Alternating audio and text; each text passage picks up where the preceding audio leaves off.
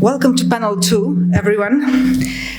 This panel was designed to tackle bold new topics such as hydrogen and small modular reactors, and also a topic that is almost absent in Romania's public debate, that of methane emissions and how we reduce them and what is that this problem represents. We have 4 speakers in this panel, but in the room with us live, we have only 2. And the other 2 will have sent us pre-recorded video messages. So I propose the following setup for how our panel will unfold. We'll hear the speaker presentations from panel 2, the ones that are here in the room. Then we'll have a small discussion and we'll take questions from the audience. And then we'll play the video recordings that we have. And then maybe again, if we have some time left in the end, again, another round of questions and answers.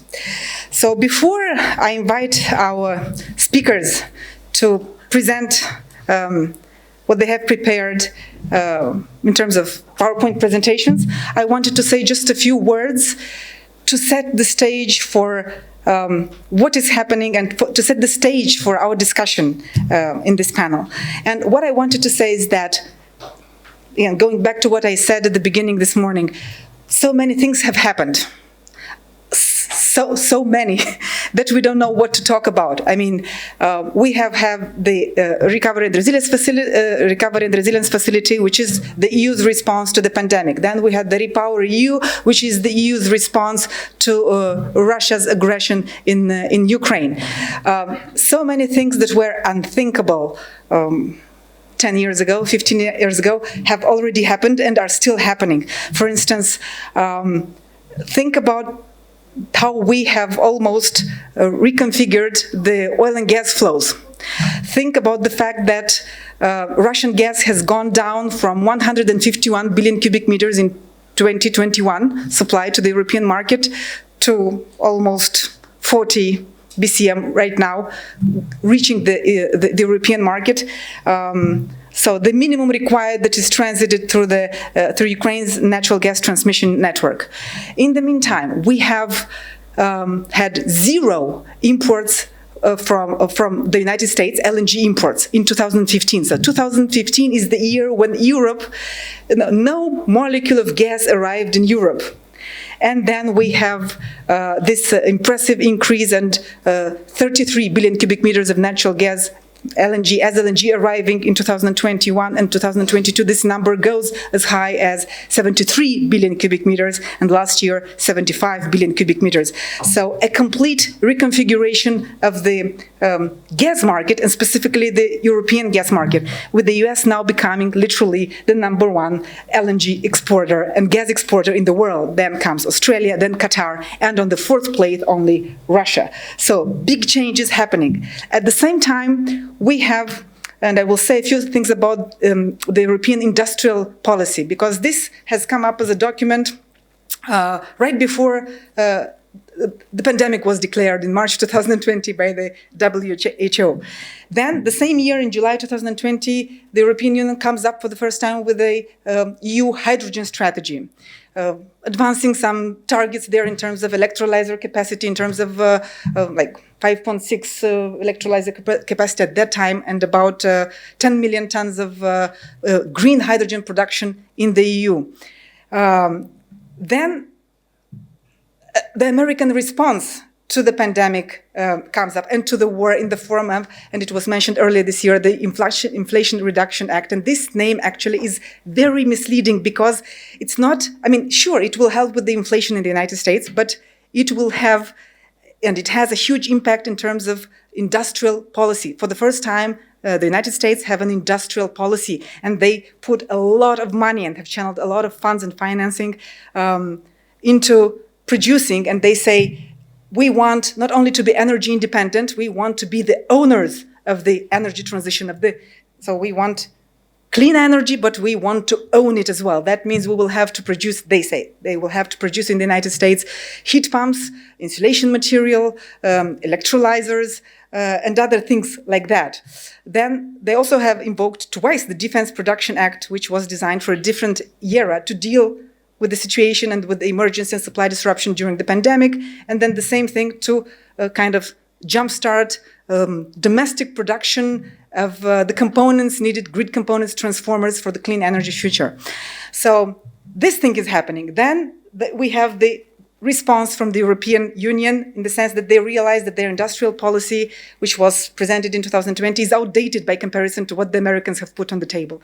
So they come up with, Mr. Chirica has mentioned in the previous panel, the Net Zero Industry Act, which is an update of the EU's industrial policy, and in which they also identify several fields which are considered strategic. And they too say, we want to produce part of this equipment which will facilitate our transition to a greener future. We want to produce it in Europe. We do not want to be entirely dependent on China. And there is a significant dependence on China on various strategic minerals. And here comes this Net Zero Industry Act, which says we want 40% of the clean industry equipment to be produced, manufactured in the EU.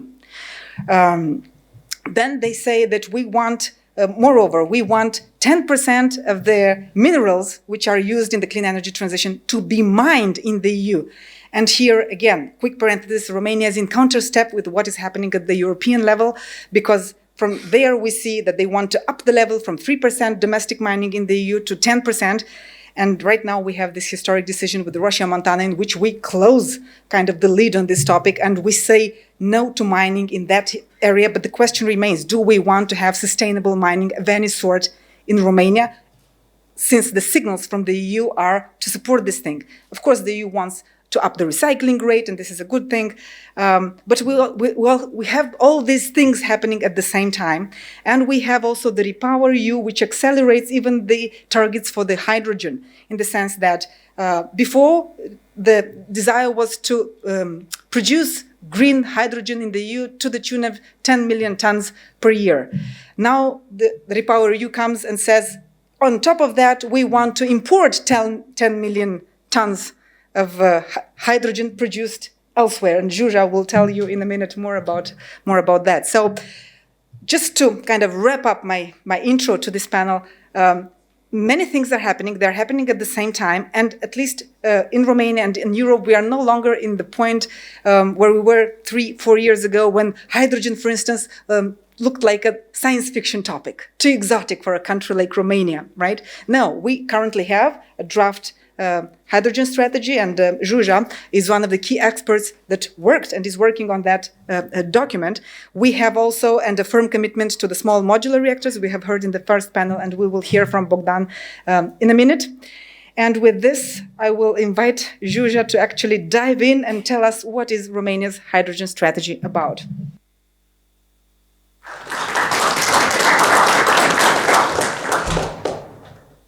Thank you all for the invitation. It's lovely to see you all here, and it's great to hear the debate, because more than the figures that we're discussing, the more important is the debate that we're having, the exchange of ideas and of views and so on.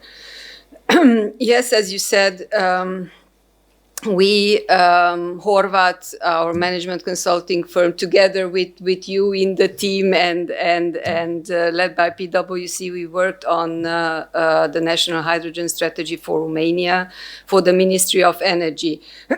And you may know this, that sort of parallel to this, there was also a law for the use of hydrogen in industry and transport that was developed in the parliament by the parliamentary committee, and that law was actually approved before the draft strategy was published. And just to clarify, if there are certain differences in targets, let's say, between the law and the National Hydrogen Strategy.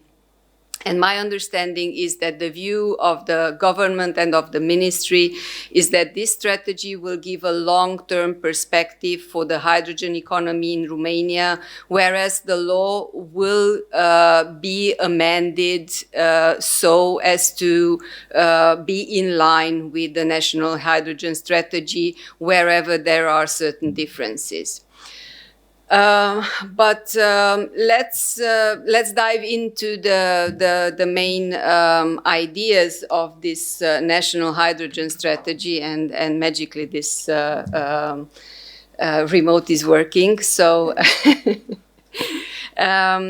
we defined some objectives, and the objectives for Romania for this national hydrogen strategy are to invest into the production, to invest into the actual demand, domestic demand of hydrogen, to support all this development in the long term by supporting research and development, and last but not least, to view hydrogen as a storage option for the balancing of the electricity system in the country. And this comes very, very well to further enlarge the discussions that we've had previously about storage and how much storage is needed in Romania. So in these, let's say, general objectives, we defined that we will be using hydrogen with priority in sectors with the biggest emissions impact to reduce most efficiently the CO2 emissions. To foster economic growth by using hydrogen in hard-to-abate sectors and increasing their competitiveness. And we will discuss what industrial sectors we are viewing here.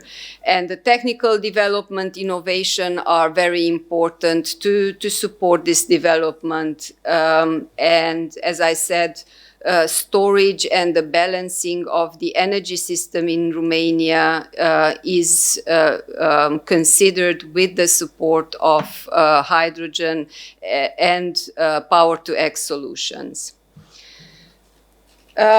Just to give you a glimpse of the current use of hydrogen in the economy. So there is hydrogen that is used in the industry, especially in the chemical industry, fertilizer industry, in refineries currently in Romania, and obviously it's all based on fossil fuels. Most of the current hydrogen production, let's say an annual 200,000 tons of hydrogen that are produced and used. And usually the production and the demand, so the use is local. So for example, the refineries produce their own hydrogen. The fertilizer plant, Azomureș, is producing their own hydrogen. Kim Complex is producing their own hydrogen. And if we want to develop the hydrogen economy in Romania, as I said, we have some hard-to-abate sectors where hydrogen has a very important role because, on one hand, electrification is not a solution that will be sufficient to reduce emissions.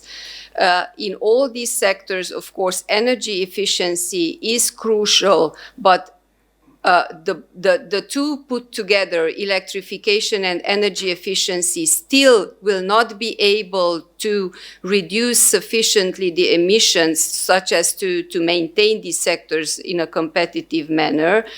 And the transport sector, where hydrogen is viewed wherever electrification is not possible.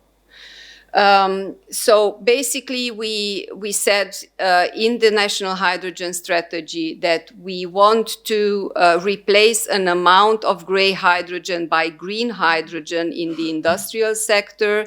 We want to support the future of the steel industry in Romania with green hydrogen, and we want to see hydrogen used in the transport sector, again, wherever electrification is not possible.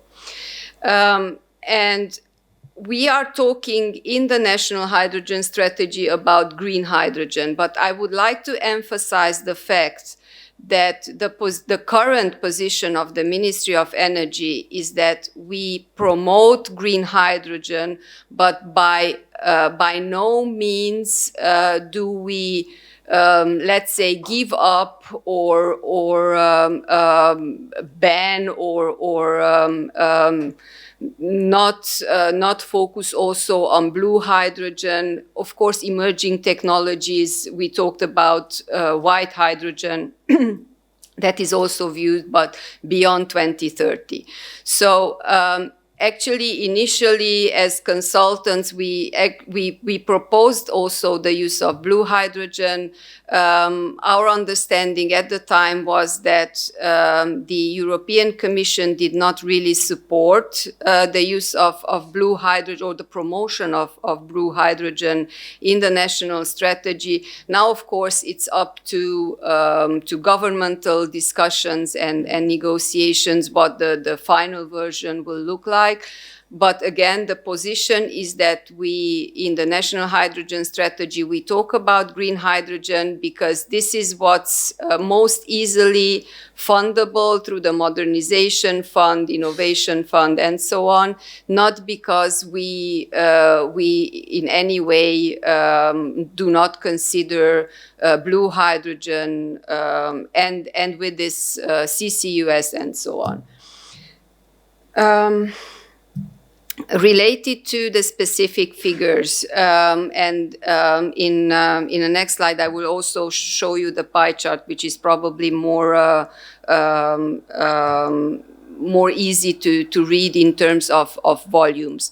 So I said that currently we are using about 200,000 tons of gray hydrogen per year in Romania.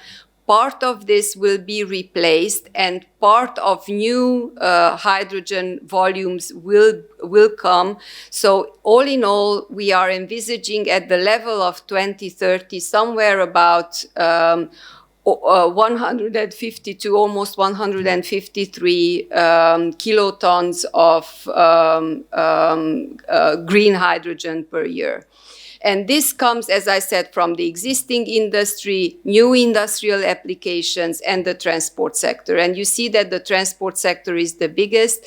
And you see the corresponding figures, the impact in CO2 emissions, the necessary electrolyzer capacity to produce that hydrogen, and the necessary renewable capacity to produce the electricity necessary. We talked about the renewables target in the NECP, and the Ms. Moldovan from the Ministry of Energy said that the current target is around 10 gigawatts of renewable capacities by 2030. What you see here, the additional 4.2 gigawatts of renewable capacity will have to come on top of that. So if we talk about 10 gigawatts of renewables in Romania by 2030, I believe that will not satisfy the need for electrolyzers, for renewable energy for electrolyzers. As I said, this pie chart will show you how of the total volume the transport sector will be the most significant, both in terms of demand and in terms of impact on CO2 emissions, followed by the existing industry. The existing industry currently is the fertilizer industry. And new industrial applications where we are envisaging particularly the steel production. These are, let's say, the commitments that the ministry is currently willing to take in terms of targets until 2030. And the current status of the National Hydrogen Strategy is that it's undergoing an environmental impact assessment. There was a public consultation period. And honestly, I think that there will be further public consultations before this is adopted. However, if we think about the timing until 2030, this will have to be approved as soon as possible for the entire national strategy to be able to be implemented in a timely manner. How did we come up with these figures? Well, we started, let's say, top down from targets that are set by the EU. For the existing industry, the red three targets say that 42% of the hydrogen used in current industry will have to be green hydrogen. So the position here was for Romania to take the minimum mandatory amount, not to commit to more than that. Also considering the need for renewables, the need for grid capacity, and so on. So this is why the commitment of the Romanian government was for a minimum of mandatory target. For new industrial applications, here we had a consultation period with the industry to see how much they can commit until 2030. And of course, if there is a willingness by the Romanian government to support the steel industry with more funding, then the steel industry, I believe, is ready to invest even more into green hydrogen and green steel. However, this is let's say, a balance that will have to be struck between industry and government. In terms of transport, we made both a top-down and a bottom-up estimation of the targets. Top-down, currently the red tree says green hydrogen in renewable fuels of non-biological origin will have to be above 1%, but total RFNBOs will have to be up to 5.5%. So we had to find an amount between 1% and 5.5% that would be both feasible for the transport sector and feasible for Romania.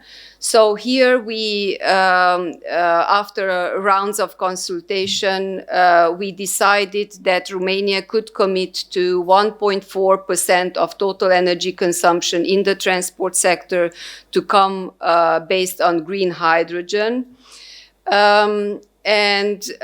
We also checked whether this bottom-up estimation could be feasible, taking into consideration hydrogen as a fuel for light and heavy industry, heavy-duty vehicles. Of course, heavy-duty vehicles will be will come first compared to light-duty vehicles. For passenger cars, public transport, also for the maritime and aviation sector, but this maritime and aviation sector will have to come beyond 2030. It's not really realistic to think that we could produce green hydrogen for the maritime and aviation sector before 2030.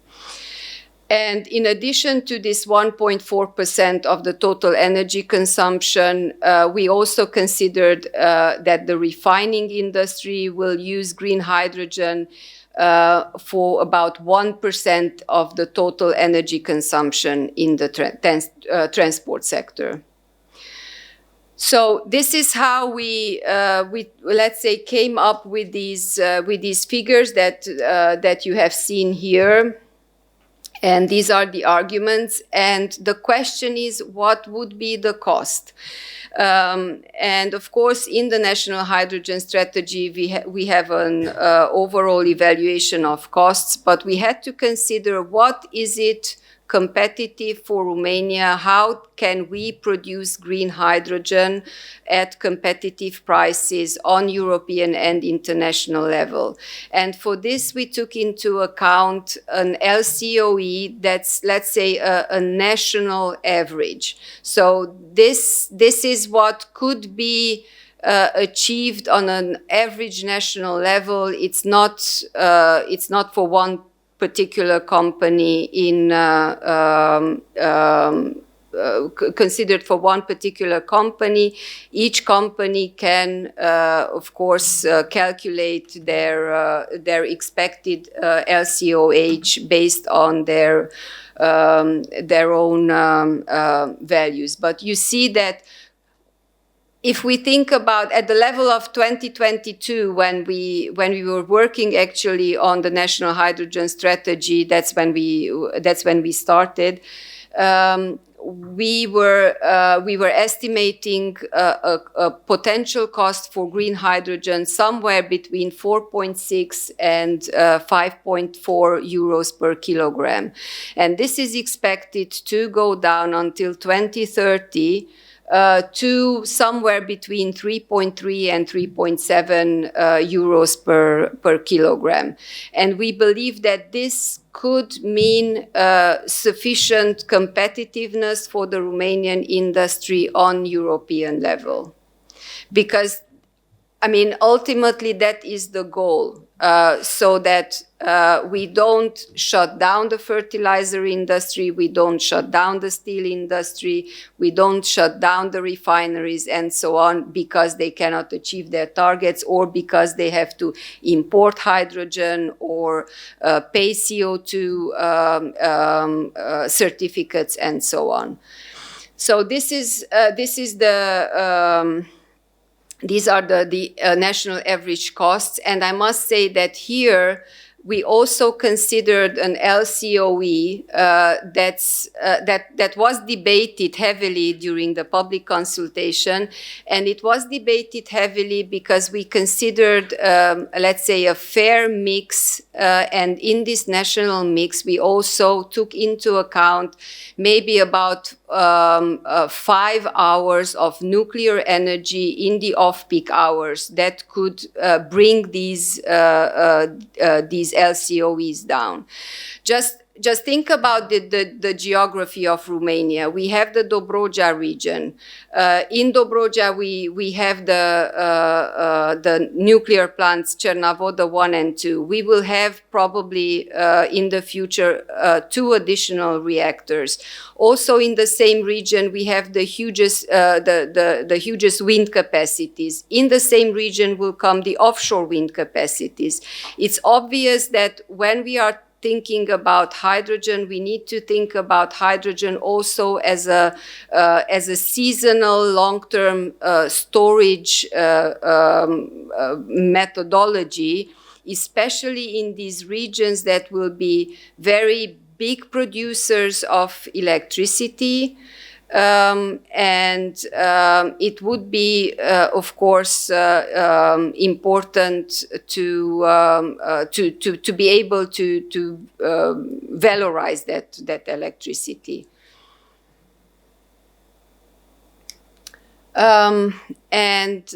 Finally, just to show you what we identified in terms of hydrogen, let's say potential hydrogen valleys in Romania. Each country is thinking about its own specific regions where they could produce hydrogen and regions where the demand for hydrogen would be important. And in the first or in the initial period of the hydrogen economy, we assumed that we will not have sufficient capacities and sufficient production and demand to invest into transport and storage. And this is why localizing production and demand is very important. And we also, in the National Hydrogen Strategy, we recommended 5 potential hydrogen valleys where there could be a localization of both demand and production of green hydrogen. And the criteria for this, you see that it's the presence of industrial centers, also the presence of urban centers because of the transport sector, to have transportation infrastructure, to have renewable energy such as PV and wind, and to have sufficient water resources. Of course, please keep in mind that recommending these regions does not mean that if there are other regions that will develop or have the infrastructure and the capacities to develop, they will not be supported by the government. I believe they will. But I think these could be, let's say, priority regions and hydrogen valleys because they make more sense. They have old industrial assets that should be taken advantage of. And I do hope that various stakeholders from local authorities, industry, energy production will start coming together and thinking about forming these partnerships for hydrogen valleys and investing into such projects, and of course to attract funding from the government with such projects. Thank you. Actually, this is it from my side, but if there are any questions, I'd be happy to take them. Thank you, Zsuzsa, for this presentation. And I think we'd rather take one or two questions while the subject is hot. Mr. Chirica. Good. The area you mentioned here is majority are suitable also for small modular reactors. As you mentioned, Chernobyl already, that is a big plant. Doicesti is there, it's in the limit, yeah. Okay, thank you. Yes, thank you very much, Artem Wojtek, Embassy of Ukraine. I would like to make a small comment and to ask a question if possible. This is difficult for us right now, from the Ukrainian perspective, to think about the future, but we do. And end of January this year, we have presented, the working group presented our own hydrogen strategy, which is calculated up to 2050. Yes, and this, while it assumes to change the legislature and to assess just what you have done, the needs and the perspective for hydrogen production and consumption in Ukraine, from what I know, the key point of the strategy is the transportation system, which is the gas pipelines and the gas underground storage facilities.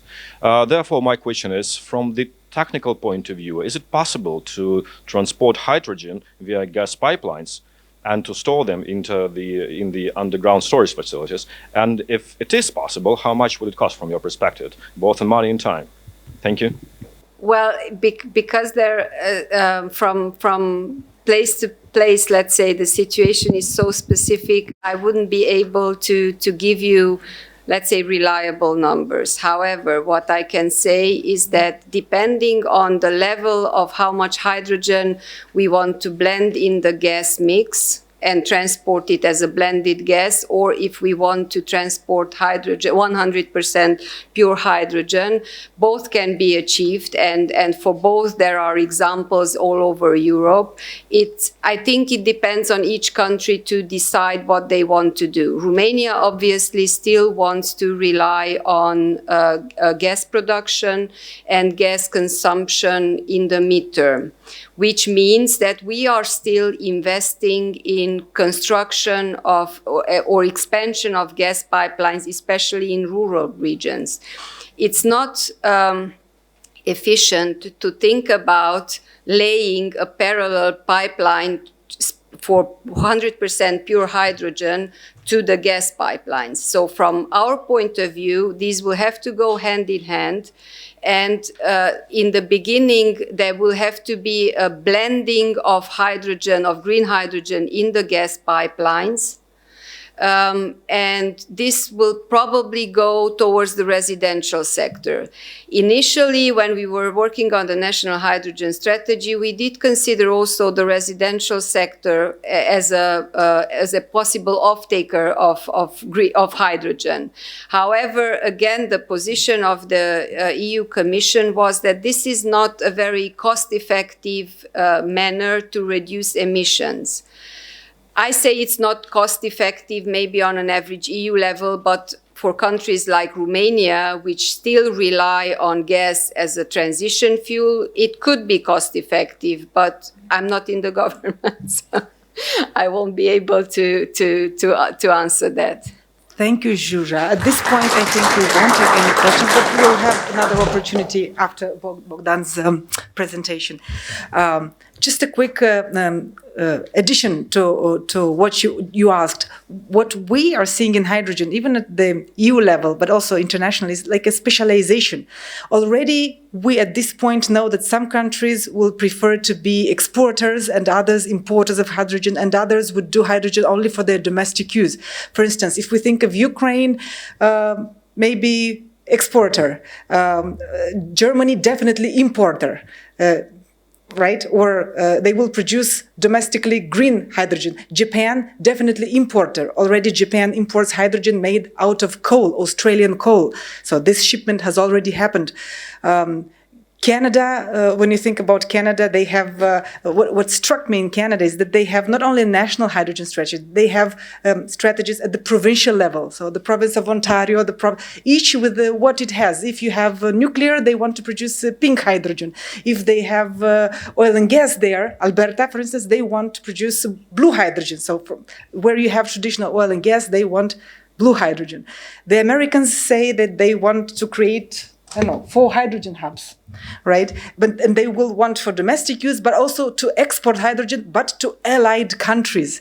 So all this commercial and policy stuff at the domestic level is linked with geopolitics also, and friendshoring and exporting, but not anywhere to specific countries. And I know Germany has an interest in Ukraine and in having this partnership with Ukraine, after the war. I'll stop here, and I think we can move to our next presentation, another cutting-edge topic, small modular reactors, and how Romania is breaking ground in this area, being the first in Europe with a project to develop. Hello, good afternoon. Thank you for the invitation, and I'm very happy to be here with you. We will be speaking about SMRs, which is one of the many investment projects of Nuclearelectrica. Before we go into the actual presentation, I would like to sum up the problem that we're confronting. So first of all, we are burning a lot of fossil fuels, mainly coal and then oil products. And we're looking for solutions to this issue. However, the item I would like to clarify is that at the same time we are electrifying transportation and heating of homes and offices. To that goes the, I think, energy efficiency of buildings, so that will be reduced slightly. But these two components of transportation and home heating will add to the current need quite a lot of electricity that we will have to produce. So whatever we have today, and we're trying to solve, in the future, that will be, by my calculation, at least 50% more in terms of need. So the real problem, if we're looking at 2030 and beyond, is quite a bit larger than what today's snapshot looks like.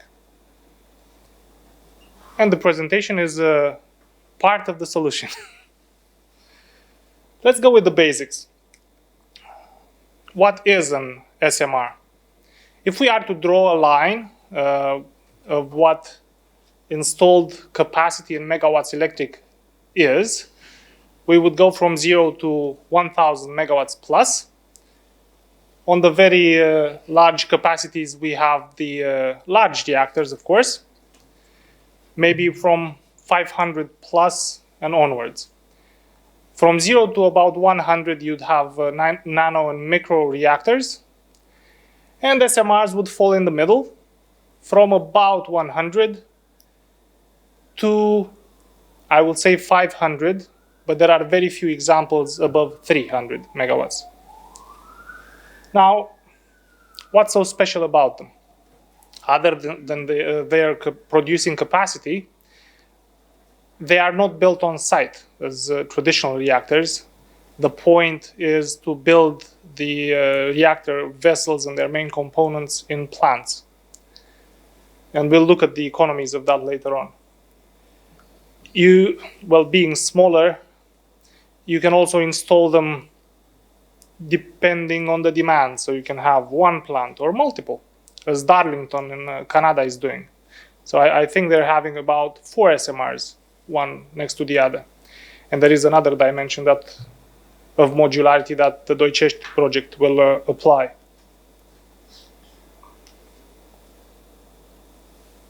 Of course, other than those few specific points, to which I would add the fact that they take a lot less space when you actually build them, so you can install them in places you wouldn't ever think to install a large reactor. There are a few targeted technology benefits. Of course, top amongst these is safety. And one very important aspect are passive systems. So in physics, you have the concept of stable equilibrium. So wherever you take your system, it comes back to a stable state. In aviation, you have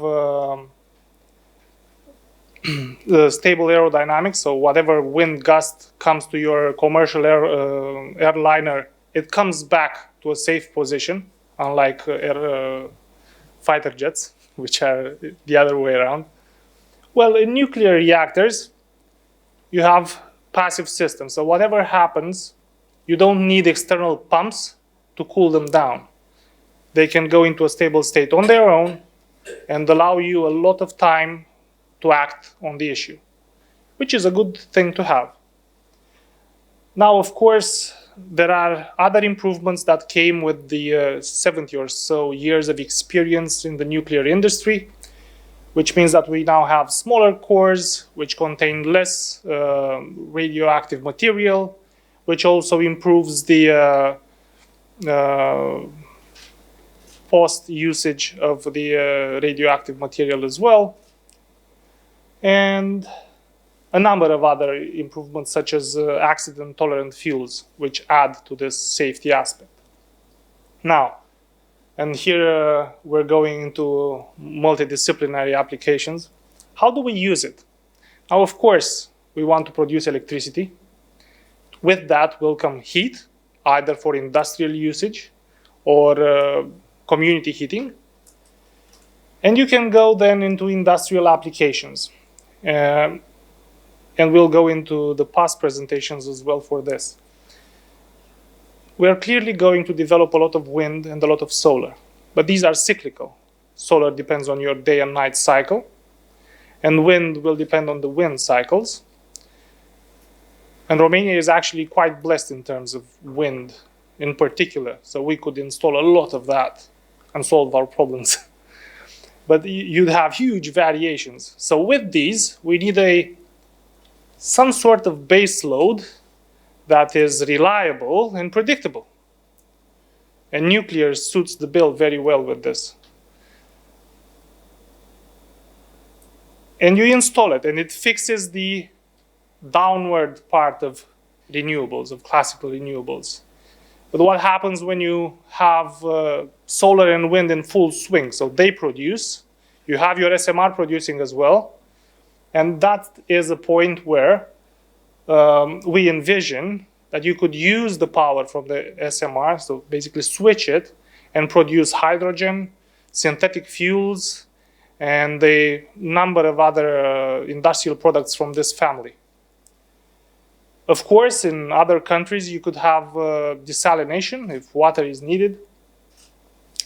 And I don't think I need to mention in the context we find ourselves today that, of course, it offers the stability I've just talked about and the security, because these aspects need to be taken into consideration as well, especially given the 60 years plus of life expectancy for such a plant. So a country will go through multiple events and scenarios in such a time span, and your SMR will be there with you along the way. Now, in terms of deployment, I've already mentioned Darlington and the fact that you can add plant by plant as your demand increases. But some designs, like NuScale, can be deployed not exactly module by module, but in groups of modules. So you'll see later on that the plant comes in configurations of 4, 6, or 12 modules, which is very handy. In terms of making it economically viable, on the classical reactors, you would have a tendency to make it larger and larger, and that would drive the costs down. With SMRs, what you want to do is build as many reactors as possible to drive the costs down.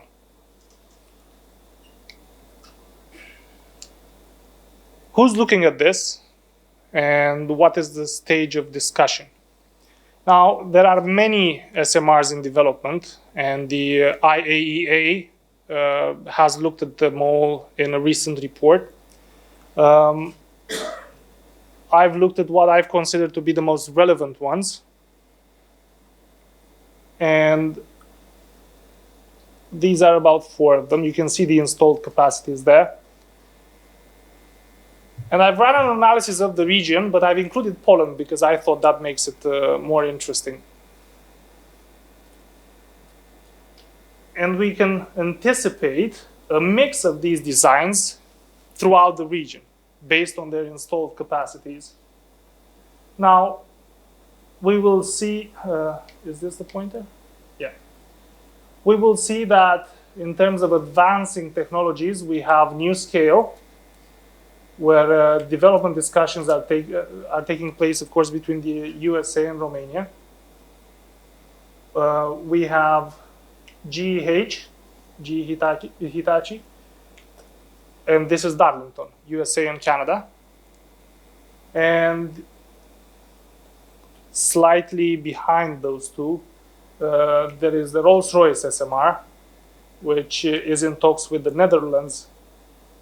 And Holtec, in terms of design, is a bit behind, but has a few specific use cases as well.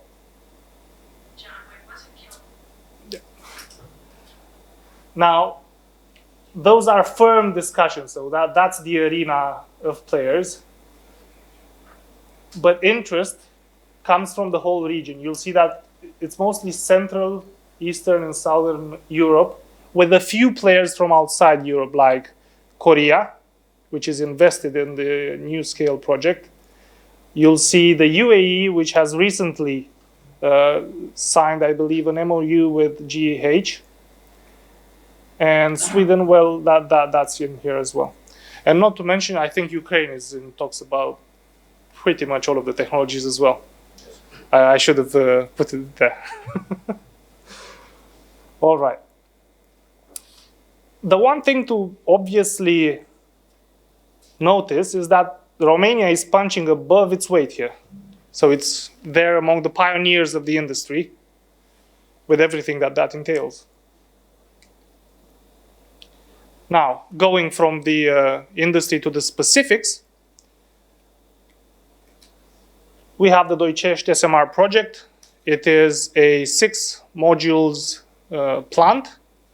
I've already mentioned that we have 4 modules, 6 modules, and 12 modules. The 6 modules is selected most probably because that's what the NRC has seen already. And that's what we have license for. It's very good to mention that it's not just a nuclear power plant, it's a solar nuclear hybrid. We already have at Doicesti, we have installed a capacity of approximately 80 megawatts electric in photovoltaics. And I believe that aligns with all of the policies that have been discussed previously. In terms of actual safety, we could go into details here, but the ones that I would like you to remember are: 1, the reactor has a containment vessel built immediately around it. 2, it is submerged in water, and that acts as a second protection envelope. And 3, this entire installation with all the modules and the pool is encased in a containment building, which acts as the third protection envelope. But there are multiple innovations at different layers. So even at the level of the fuel, you have innovations which allow it to suffer damage and still maintain itself and its properties and keep it safe. Now, an aspect that I've personally, I'm an engineer, so I've enjoyed it, was the integrated design. So taking a large reactor and bringing it down to size, they've managed to get down to a design which, I believe both mathematicians and engineers have this. You look at it and you see that it's beautiful. And you know that they've hit the right solution. Then this type of a reactor has that. I mean, you can look at it and it feels right. Now, we've already discussed safety. Of course, it applies to the NuScale reactor. In terms of the plant life, it's 60 years plus extensions. So you can expect a few more decades there. And it also has a property of operational flexibility. So you don't necessarily have to keep it at 100% all the time. It's ideal, but you don't have to. And you can vary it. And of course, you have that level of control on each module. And another thing on top of what we already have, so we have the CANDU reactors, those can be improved in terms of control up to a point. Well, this, of course, is brand new and will have advanced and digitized controls. A lot of automation going into place, so it should put a lot less, it should represent a lot less effort in terms of operations. I haven't mentioned here, but perhaps you remember from President Chirica's presentation that there will be a fairly large number of jobs involved. So about 200 permanent, if I remember well, and about 1,500 jobs during the construction phase. It will use infrastructure from the previous coal power plant. So I've mentioned at the very beginning that this is the first thing we're trying to address, and that's what we're doing. The idea here in terms of human resource also is to try and retrain part of the staff. And with the other trend of electrification, as the Horvath consultancy mentioned, if you get into mining on other fields, perhaps you could move the entire workforce and keep them active, which at the state level should be important.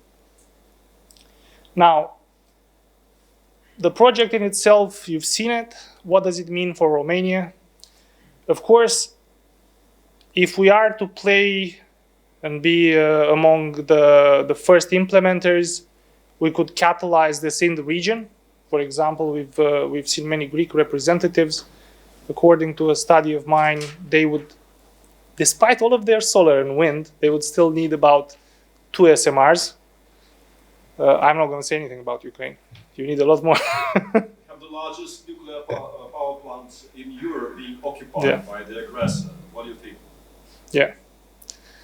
And we could catalyze the region. I mean, you've seen all of the countries that presented interest. Obviously, implementing this project here means that the supply chain will get involved as well.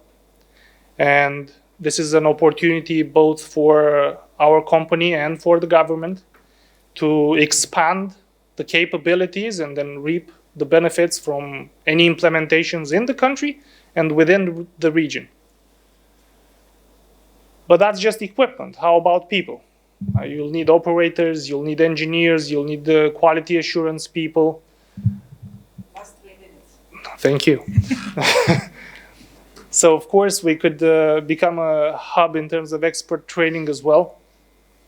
And as soon as you've put them up, you'll have to maintain them for the very long time periods that I've already specified. Now, where are we at with the project? It's in the feed phase. We've split those in 2. The first part is done. We are now transitioning to the second one in what we called the LNTP phase. And yeah, so basically we're at the final stages of negotiation for the second part of the feed. This is just a little bit of eye candy from the Polytechnica Institute, where NewScale has helped us install a command center simulator. So people are already getting trained on how the reactor behaves, make sure that all the calculations are correct, that our future operators will be up to the job when the construction is finished. And of course, why Romania? Because we have quite a bit of tradition in this field. And with this new trend coming along, we want to catch the wave and ride it. Thank you very much. Any questions? I think we should take a couple of questions while the topic is hot. Anyone? Andrea here. I want to ask if there are any European funds for SMRs, and if not, why? And because Mr. Kirikol also said that EU funds for nuclear are challenging to get them. And if you have the same opinion, and what do you think should change in order to get more funds for the nuclear sector?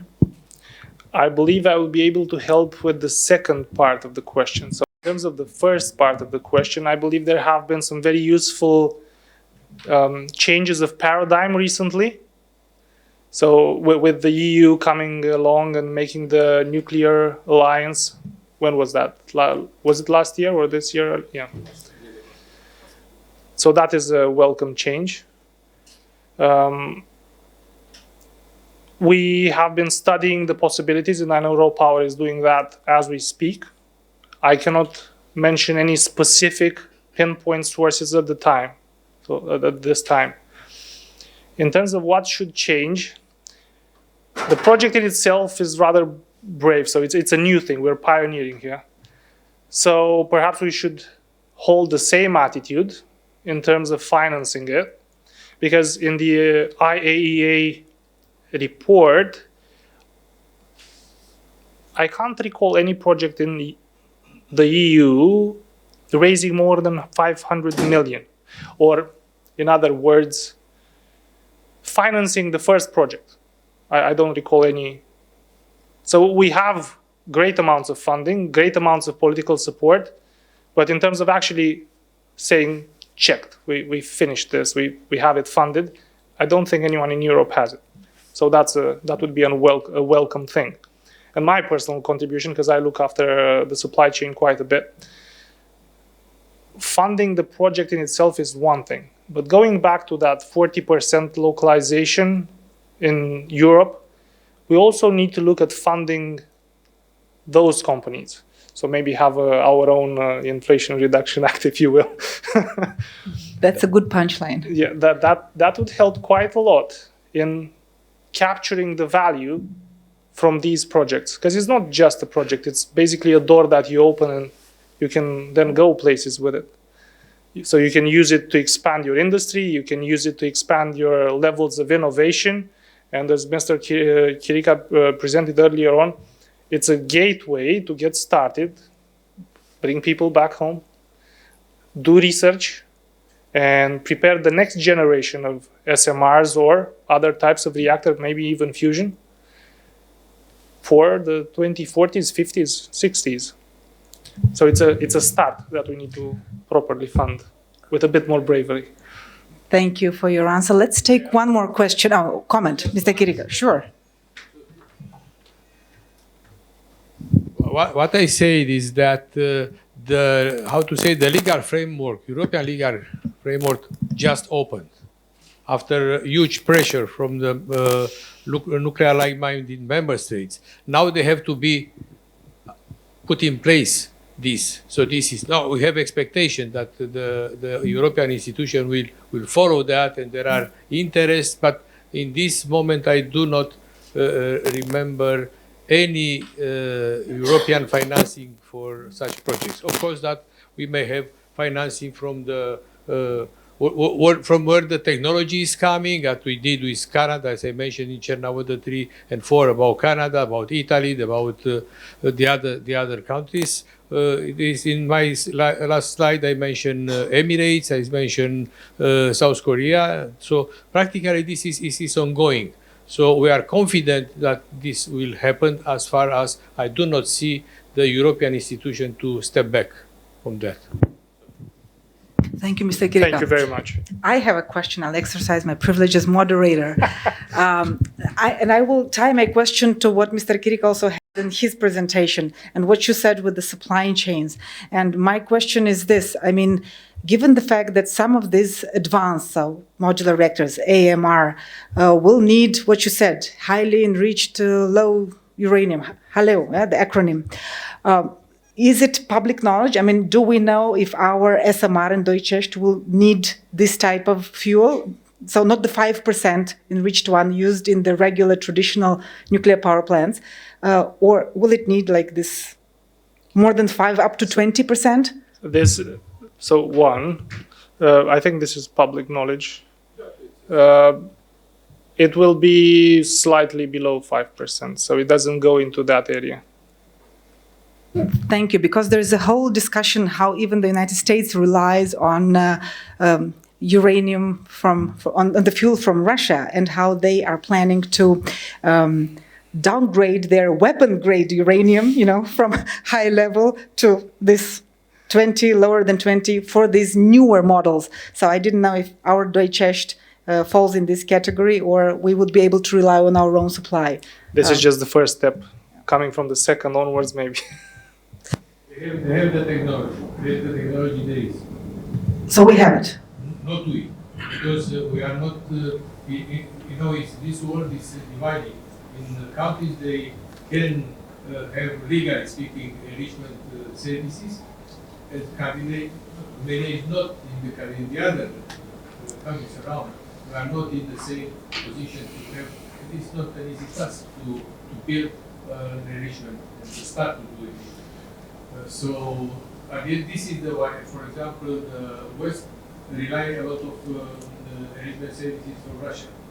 Now they try to build new capacity or to rehabilitate some capacities they abandoned. So of course, that in my opinion, this will be important for Western Europe or from America. Thank you very much for your clarification, because this is something that was not that much discussed in the public. And it was a missing piece of info. Yeah. Something not to be discussed in the public, I think. All right. Thank you, Bogdan. I would like to invite you to join the panel, and maybe we can continue part of our debate here. There were some questions.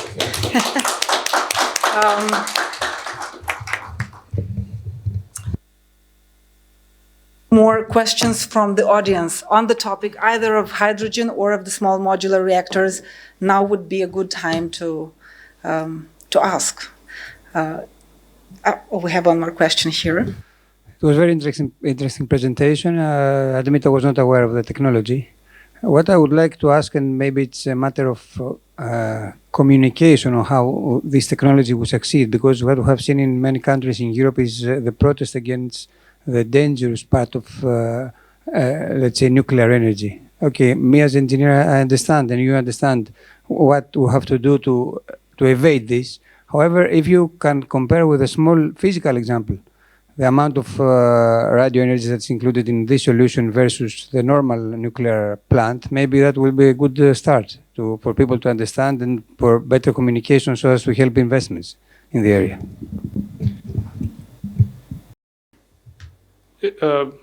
Is that a comment or a question? Yes, it's a question. If you can bring an example for people to understand, and if this is the way forward. I believe that is mainly down to the regulators. So, of course, you'll diminish the numbers as much as possible, and that's back to Mr. Șerbonescu and the Department of Engineering to give the specific numbers. But there are plans in place on how to properly communicate these things. So, and these are discussed among all countries who wish to implement them. So, of course, safety is first, and this solution benefits not only from the specifics that I gave you,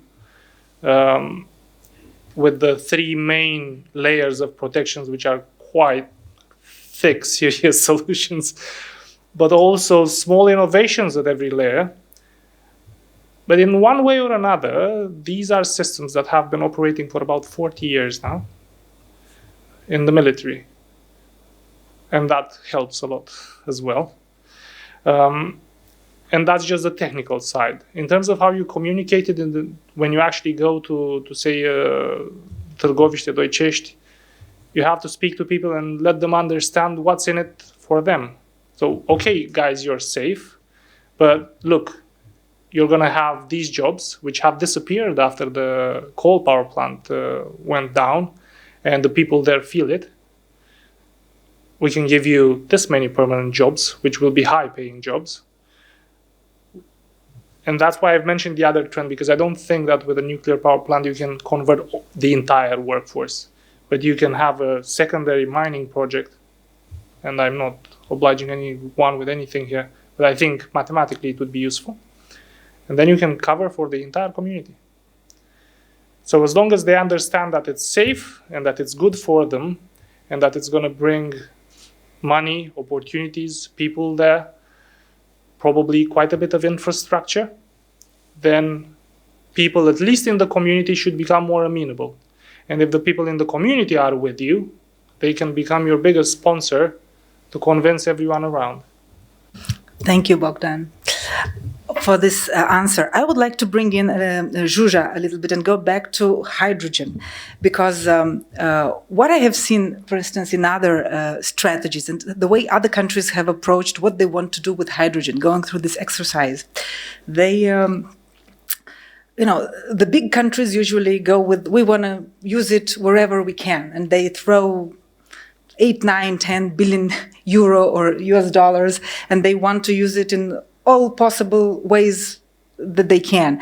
But smaller countries, Romania being a middle-sized country, we cannot probably, overextend ourselves and try to do everything. And we saw from your presentation that Romania is going with industry and transport.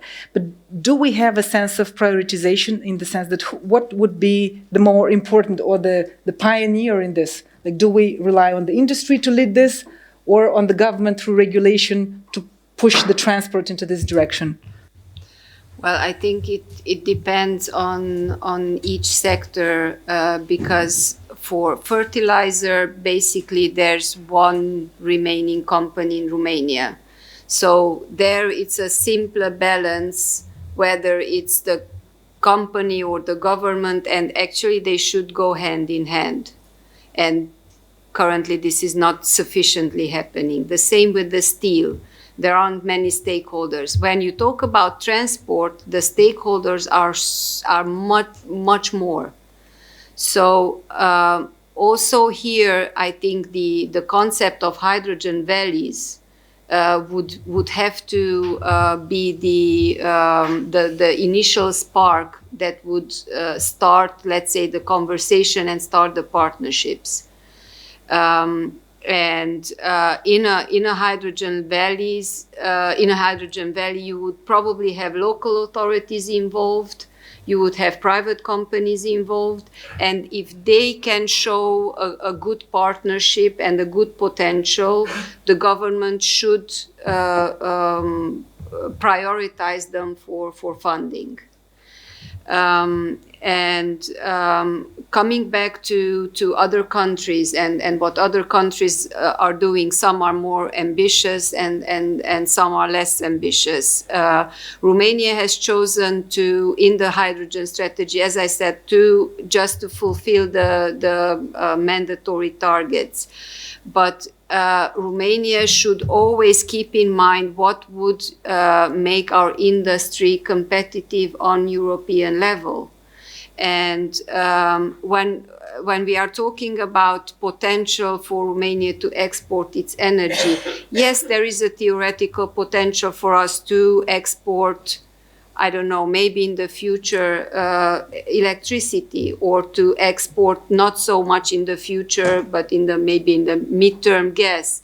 But as a taxpayer, I would say let's export green steel or green fertilizers or green PVC and so on, rather than the energy itself. The energy, and this is where the hydrogen is so versatile, it can offer a way of balancing all these different energy carriers. And this is where, you look in a hydrogen value or on national level. I have an amount of hydrogen. Okay, we are talking about long term. I have an amount of hydrogen. What does it make sense to use it for? Do I transform it back into energy? Do I use it in a chemical plant? Do I use it for steel? It will eventually, hopefully, become a balance. And yes, we have been asked whether Romania wants to become a net exporter or a net importer of hydrogen.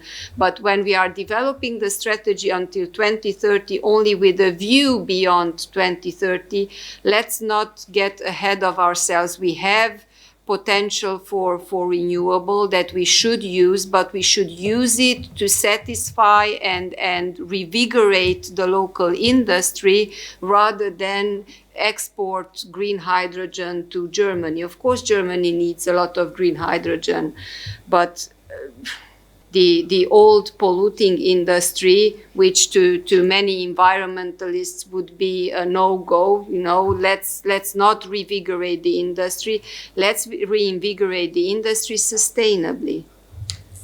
Thank you. One last opportunity to ask the question, and then we'll give some concluding thoughts from the both of you. Mr. Chirică. By legislation, we are obliged, when we apply for the environmental license, to have public consultation, and we did that for the previous projects. And that regarding the traceability of safety of the reactors. And my colleague, they mentioned the defense sector. So do not remember that the first nuclear reactors in operation were coming from defense in Russia and in United States of America. So in Russia was the first reactor, the first commercial reactor was in United States of America in shipping port. It was a development of the submarine. The submarine, if you remember from the history, that the head of the project for the nuclear propulsion for submarine was Admiral Rickover. It's a famous name in the nuclear history. And after the first submarine equipped with a reactor, the Nautilus, in 53, in 57, it was the first shipping port with 60 megawatts. It's similar like a module in NuScale, which operated 30 years. With no major, small incidents happened, there are no nuclear incidents. So that is something that to say that, it's the first time Romania is a cobaye for this. So there is no documentation. Last we are saying that no CO2, CO2 will kill the life. So that is I hope to be my last intervention for today. Thank you, Mr. Chirică. Bogdan, now back to you for the concluding thoughts. What would you say to those people who are saying, who are sensing the loss of confidence following the unraveling of the project in the United States? So how should we in Romania, or how should we talk to the people that are more pessimistic about this project in Romania, given the fact that the one in the US is, not happening in the initial format? Well, I will say now what I've said back in the office when that happened. As long as the safety is there, as long as the economic viability is there, I see it as an opportunity. You can negotiate better terms. So that's what I would tell them. Just wait and see. We'll make it happen. And we'll make it happen in better terms for both Romania and the EU. Well, that's an optimistic note to conclude your intervention today. Zsuzsa, now back to you to for final remarks, and what do you think should be the things that we should focus on while talking about hydrogen and the hydrogen skeptics in Romania, saying that we have other things to worry about, not hydrogen? Well, I do agree that we have other things to worry about. We do have to worry about energy efficiency, for example. We do have to worry about the future of heating in Romania. But on the other hand, there will still be, let's say, areas that cannot be covered by energy efficiency, electrification, and this is where we need to identify them and see how hydrogen could fit into those areas. Hydrogen is not a universal solution. It has to be applied where it's most efficient, most cost efficient. Thank you. And with that, please join me in giving a round of applause to our wonderful speakers in this panel. But wait, this is not all. We have two more recorded interventions, one on renewables from our colleague from Greece, Nikolas Sofianos, and the other one from Raul Cazan, who we have invited to speak about methane emissions. So another topic, like the next revolution, because we have all been talking about CO2 emissions, how we reduce that, but in parallel, there is another battle brewing on the horizon. So if we can start with Nikolas Sofianos' recording. A presentation on RES in Southeast Europe. The presentation is divided into three parts. In the first part, I will present the development in Greece, the renewable energy sources, while in the second part, we will see the overall picture of Southeast Europe.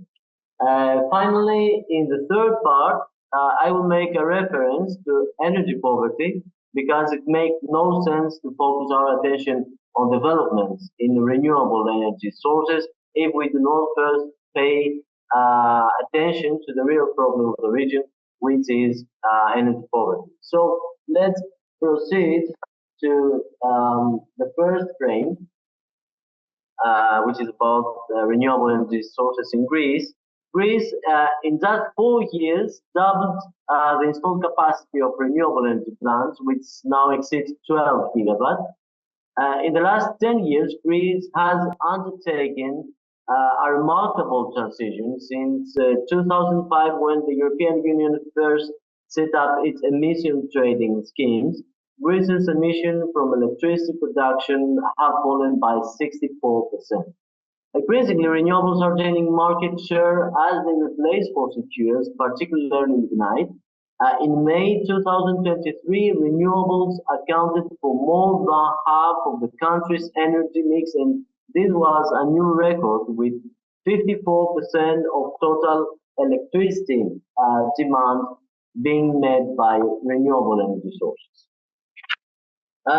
Greece's latest national energy and climate plan raises the country's targets for renewable energy to 28 gigawatts by 2030, aiming to achieve 80% penetration of renewables in the country's energy mix by 2030. The country's national hydrogen strategy is also in the pipeline, and preparation for the development of offshore wind farms are underway. Greece's also aim to reduce total greenhouse gas emission by 55% by 2030 and reach net zero emission by 2050. It has made several progress toward meeting these targets. This includes significantly reducing its reliance on lignite and setting abiding targets despite to end lignite fired power generation by 2028. Of course, there are several challenges. Fossil fuels will account for most of Greece's energy use, and stronger efforts are needed on energy efficiency.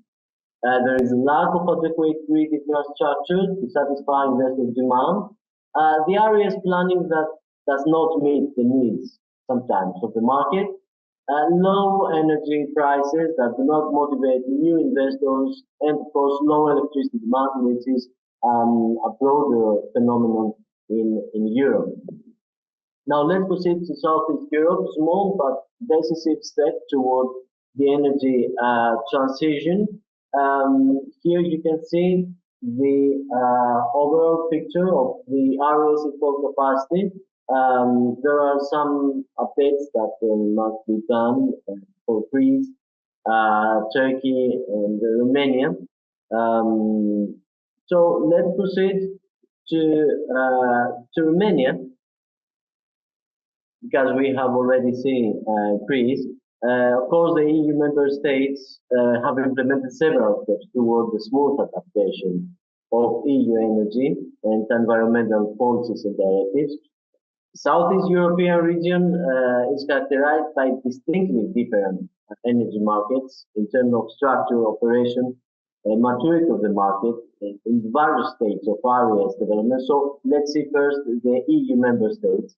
In Romania, announced plan to raise its installed solar capacity to 16 gigawatt by 2030, coming from solar and wind, aiming to contribute 36% of its gross final energy consumption. It plans to phase out coal by 2032. The country hit almost 3 gigawatts of solar capacity at the end of 2023. Bulgaria's installed electricity capacity from renewables surged to 5.2 gigawatts. To achieve a net zero emission, renewable must replace thermal power plants, of course, which contribute 45% of electricity production. Bulgaria aims to decommission thermal capacity and invest in renewables, targeting 30% renewable energy by 2030. Cyprus RES capacity reached 635 megawatts, but in 2024 recently, TSO announced the need of further curtailment of renewable energy, which is necessary to guarantee the stability of the electricity network, given the scarcity of installed energy storage on the island and the lack of electricity interconnections with the neighboring countries. However, these developments suspend further RES growth in Cyprus. In Croatia, the RES installed capacity is 3.6 gigawatt. RES account for 31% of Croatia energy mix, with 53% of total electricity production coming from renewables, primarily from large hydropower.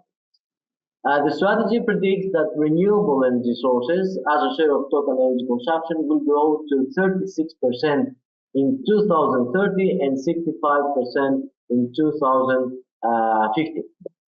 As far as the West Balkan countries are concerned, Albania, Serbia, Bosnia, Herzegovina, Montenegro, Kosovo, and North Macedonia. Beginning with Montenegro, RES installed capacity remains stable at 830 megawatts, mainly from hydro. The country plans to produce up to 300 megawatts of new solar power by the end of 2024. And by 2030, Montenegro is obliged to reach a 50% of share of renewable energy in total final consumption.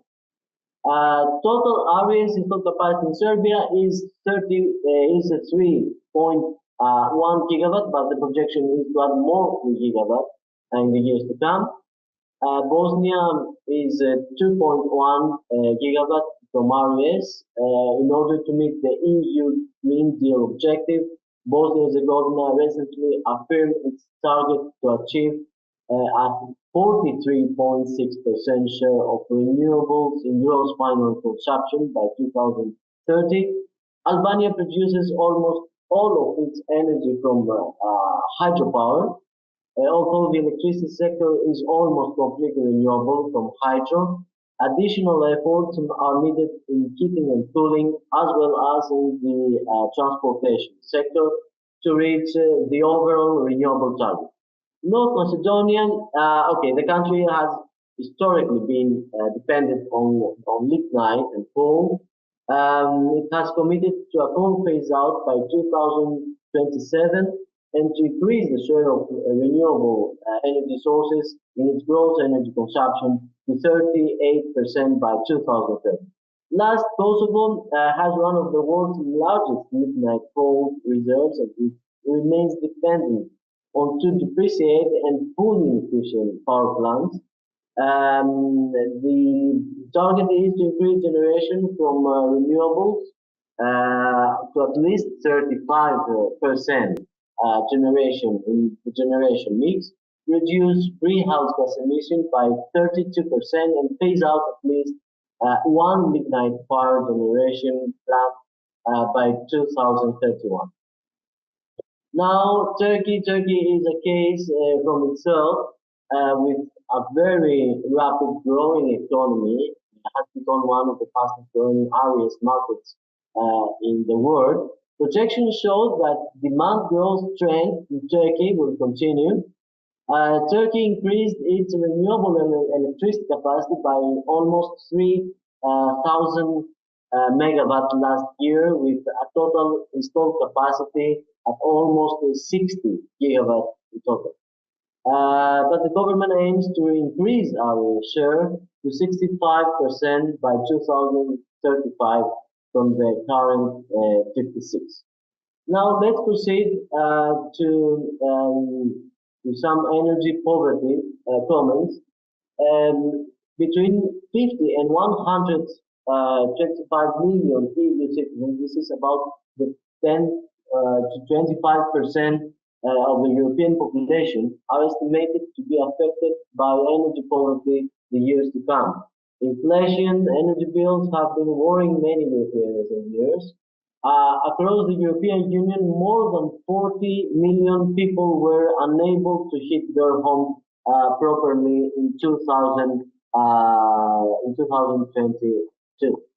Now, the situation is even more severe in some of the Southeast European countries. It's estimated that in the region, about 30% of households are struggling with energy poverty. Energy poverty is still an issue of little or not political interest in the region, and hence the problem is less defined, monitored, or tackled than in Western, of course, European countries. Poor construction materials, poor insulation, poor maintenance contribute to the inadequate state and high inefficiency. This combined with the old, inefficient, and poorly maintained heating system on domestic appliances contributes to deeper energy poverty in the Southeast Europe as compared to the rest of Europe. In some cases, the buildings are in such a deteriorated state that it is doubtful whether full energy efficiency retrofitting will be possible, hence resettlement programs will be needed. In Southeast countries, the share of households not attached to the electricity grid is higher than in Western Europe. In such a situation, it is hard to address energy poverty with measures for improving energy efficiency. So alternative programs for ensuring access to electricity will be needed. The 16 power plants in the Western Balkans cause as much pollution as the 250 plants active within the European Union. The health impact is severe, and not just within the region. 8 of the 10 most polluting installations in Europe are found in the Western Balkans.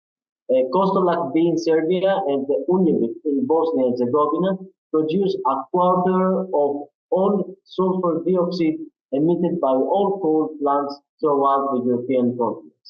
Plants in the Western Balkans often don't have access to desulfurization plants. In 2022, dust emission from coal plants of Bosnia and Herzegovina, Kosovo, North Macedonia, and Serbia increased compared to the previous year. And the highest dust polluter in 2022 was Gako in Bosnia and Herzegovina, whose emission more than tripled to 5,000 tons in 2022, more than 60 times as much as allowed. So, how can renewables help in energy poverty? Since 2021, newly installed wind and solar photovoltaic capacity in Europe has displaced an estimated 230 terawatt hours of fossil fuel electricity generation, equivalent to 8% of annual production. This lowered electricity prices by increasing the number of hours in which renewables supplanted more expensive fossil fuel sources. RES reduced wholesale electricity prices in the EU by 8% in 2022 and 15% in 2023.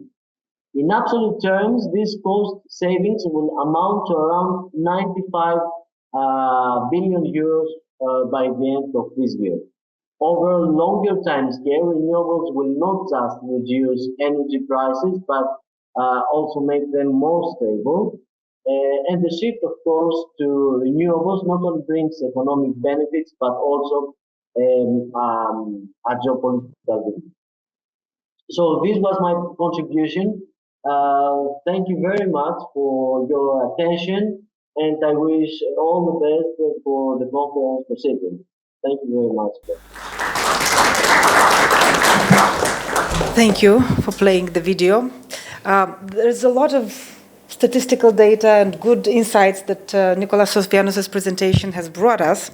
However, because we are running late on our agenda and the initial plan, play the last video because we had one more video of Raul Cazan. It's a really cutting-edge topic like methane emissions reduction, and the EU has a strategy on that as well. The EU wants, it was adopted in 2021, and the aim is to cut methane emissions by 30% by 2030. There is a global methane emissions pledge that Romania has signed last year, so there are a lot of exciting developments in that area as well. And just to add, in terms of news, we had this partnership signed between Google and the Environmental Defense, and they will be launching this satellite circling the Earth and gathering this data and monitoring where these methane emissions occur to, provide input for evidence-based policy making, worldwide.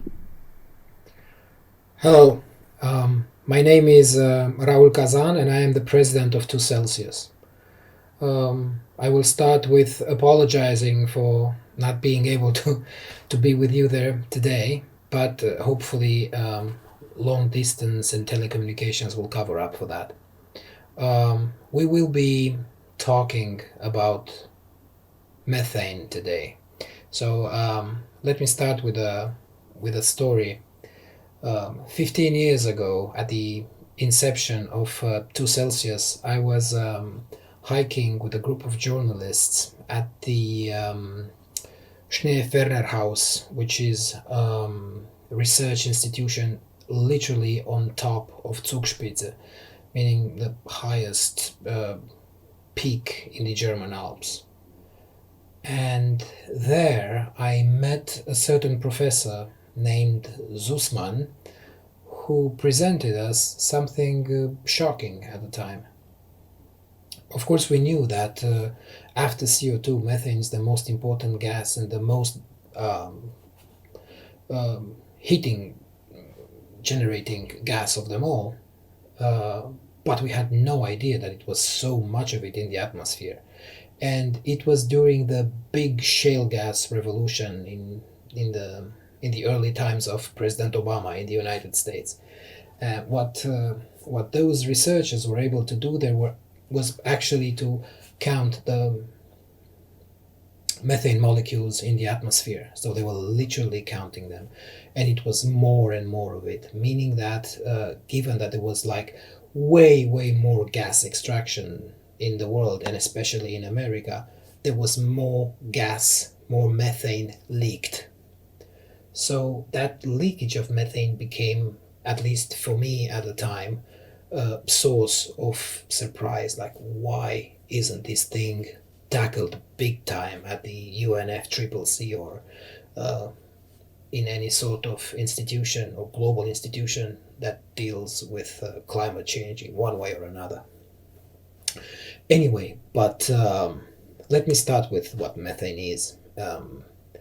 Methane is basically a very short-lived but very potent greenhouse gas that causes around 25% of the anthropogenic warming that we experience today. Compared to CO2, it has received relatively little attention, as I told you before. However, at this very moment in time, we need to meet the Paris Agreement objective of holding global temperatures at 2 or even 1.5 centigrade by mid-century. Methane emissions need to be reduced with almost 50% by 2030. So that's quite a steep step to do. The major reductions are expected in the energy sector. So these are emissions associated with extraction and use of fossil fuels like coal, oil, and gas industries. In our context, EU and each member state, Romania included, reducing methane emissions will contribute to meeting both the 2030 greenhouse gas reduction target of 55%, and also it works with the European Green Deal objective to reach absolute climate neutrality by 2050. Now, methane is the second most important greenhouse gas after carbon dioxide. Compared to CO2, methane remains in the atmosphere for a shorter time, so that would be around 10, maybe 12 years. But it is much potent. It's a greenhouse gas that is very powerful as it attracts more heat per unit of mass. One way to compare the environmental impact of the two gases is to use what is called the global warming potential, the GWP. So basically we have to measure the heat absorbed by 1 ton of methane over a given period compared to 1 ton of CO2. The global warming potential of carbon dioxide is always 1, while the global warming potential of methane is calculated as maximum 82.5 on a 20-year-old span and 29.8 maximum on a 100-year perspective. This is according to the IPCC. So we see how very, very potent methane is in heating the atmosphere. Now, given this heat trapping potential, abatement of methane emissions would have an immediate effect on climate. That means that reducing methane emissions is very important to keep the Paris Agreement target within reach. That target is 1.5 centigrade, right? And thus it's complementing other mitigation measures that we have to take.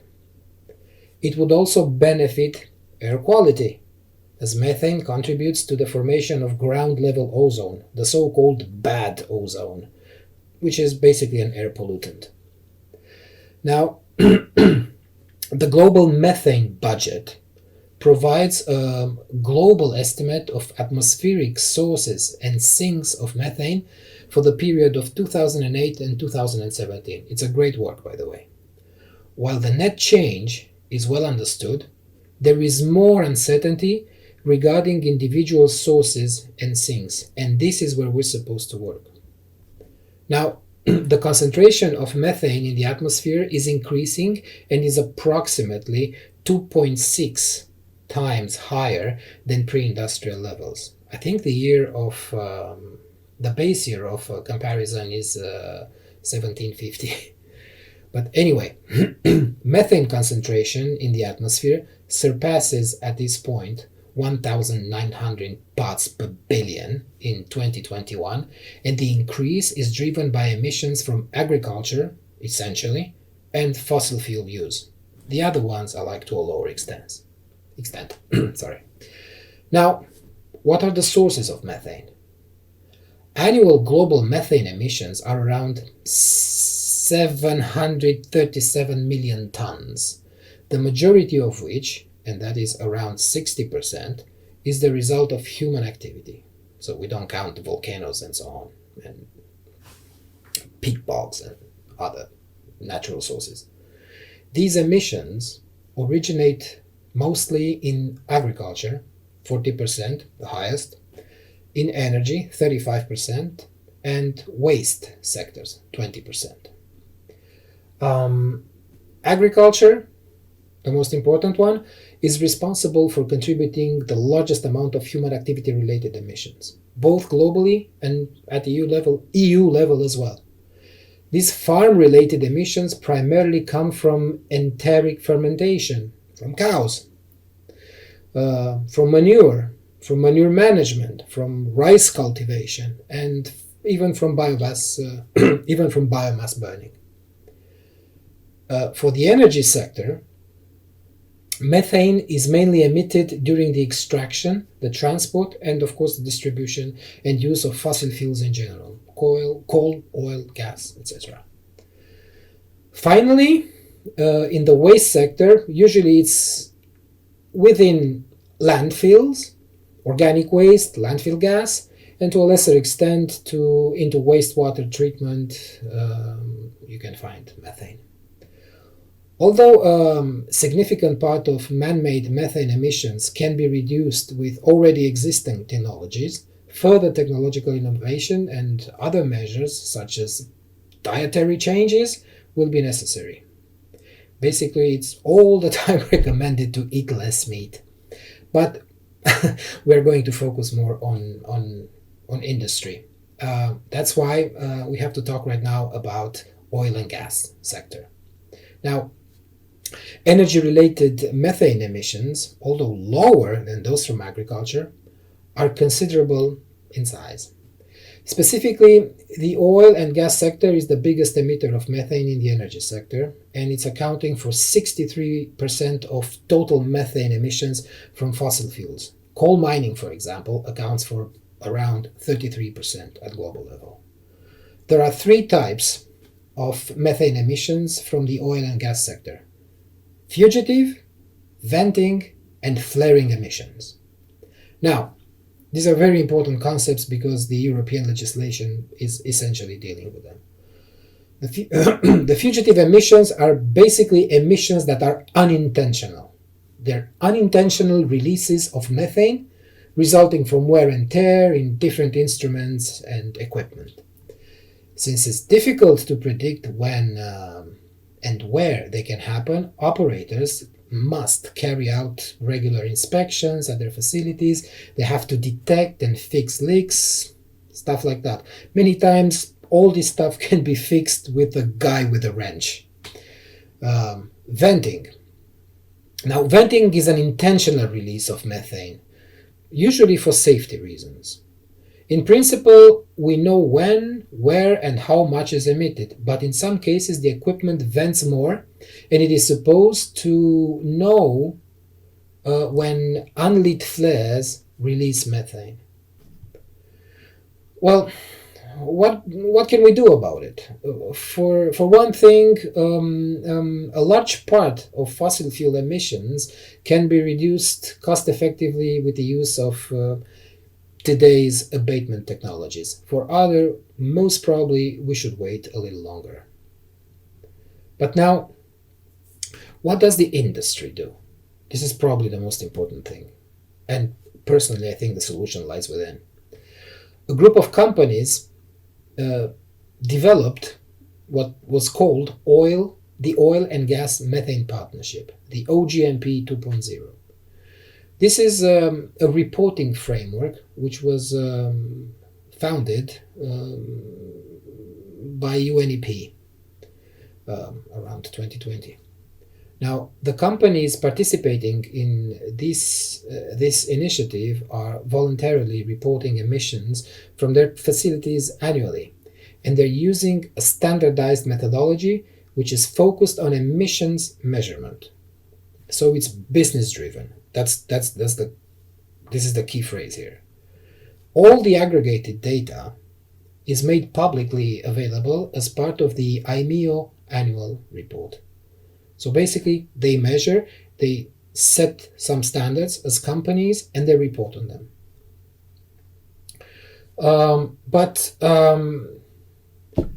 what can it be done at global level? And this is really, really important because basically the UN or the UNCCC has to step in. And this is how we got to the global methane pledge, which happened very recently.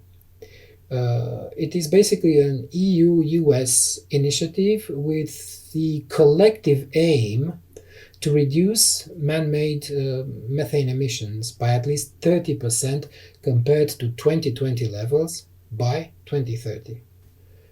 The pledge was launched at the time of COP26 2 years ago in Glasgow during the climate negotiations. That was not 2 years ago, it was 3 years ago almost, sorry about that. So over 100 countries supporting this initiative committed to improve the methane quantification and quantification methodologies used in their inventories, especially from high emission sources. Together, they account for nearly half of anthropogenic methane emissions. It was very important for all parties to be playing this game. The EU, and we are part of it, wanted to play this brilliant, fantastic role of opening the gates of methane abatement usually at the COPs, but also within the EU. So they started pretty early when the whole legislative market was pretty dry. So EU came with the EU methane strategy and a proposal for an EU methane regulation, which is in force today. And these are the most important elements in EU policy framework on methane emissions. In October 2020, that is 24 years after the publication of the first EU methane strategy, by the way, this was published for the first time in 1996, the European Commission presented an EU strategy to reduce methane emissions. The 96 strategy helped to reduce methane emissions in the EU, but fell short on so many aspects that you feel dizzy. It didn't have really proper reduction targets. Methane monitoring, methane reporting were dragging behind. It was a mess. However, on the 15th of December 2022, the European Commission presented a proposal for an actual regulation on methane emissions reduction in the energy sector. And this was part of the hydrogen and gas decarbonization package. The regulation finally introduced new requirements in terms of MRV, of emissions and abatement measures, including regular leaks, detection and repair, the famous LDAR, and restrictions on venting and flaring. The regulation also managed to put forward rules to increase transparency, probably the most important thing. So transparency on methane emissions associated with fossil fuel imports and to create a publicly available methane transparency database.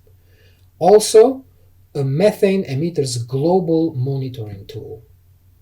In Europe, but global, which is brilliant. The proposal targets emissions arising along the entire value chain, which is new, with some exceptions, and these exceptions of are related to end use and biogas production. Amongst other things, it's including monitoring obligations regarding emissions from inactive wells and closed and abandoned coal mines and emissions associated with fossil fuels and fossil fuels imports. So we are all part of this, and surely we will decrease methane emissions pretty effectively. Thank you so much. So I will not abuse your patience anymore, and I would like us to go now into the coffee break, but let's not make it 15 minutes, let's make it 10 minutes tops. Thank you.